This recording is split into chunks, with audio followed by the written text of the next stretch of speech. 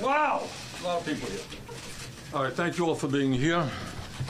And I really do feel bad for the people of Iowa, because I've been all over the state, as you well know. We have held, I think, 120 rallies and town meetings, and these are serious people who are trying to do the best they can in determining who the best candidate for president is. And I think what has happened with the Iowa Democratic Party is an outrage, that they were that unprepared, that they put forth such a complicated process, relied on untested technology. A few minutes ago, but I think if they're going to do this recount, it'll be for every precinct in the state. And look, in terms of in a election with voter turnout of approximately 180,000 people, and with 8 strong candidates competing, a victory margin of some 6,000 votes is pretty decisive. And the reason that happened is because of the unprecedented grassroots effort of our volunteers.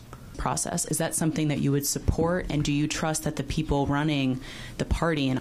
At the end of the day, in order to defeat Donald Trump, who will be a very formidable opponent, we are going to need an unprecedented grassroots movement of folks who are prepared to knock on doors and do all of the things that our supporters did in Iowa, and they're doing right here in New Hampshire, and they're doing right now in California, and in Nevada and South Carolina, and all across this country.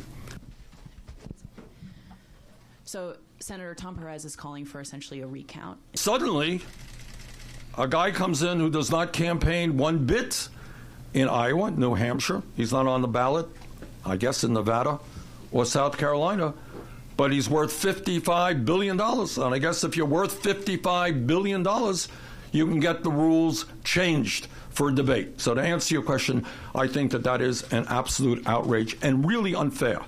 And it's a complicated formula, kind of, and so forth. So I'm confident that we're going to do really well here in New Hampshire, having won Iowa. We're going to do very well in Nevada. I think we're going to do a lot better than people think in South Carolina. I think we've got a good shot to win California.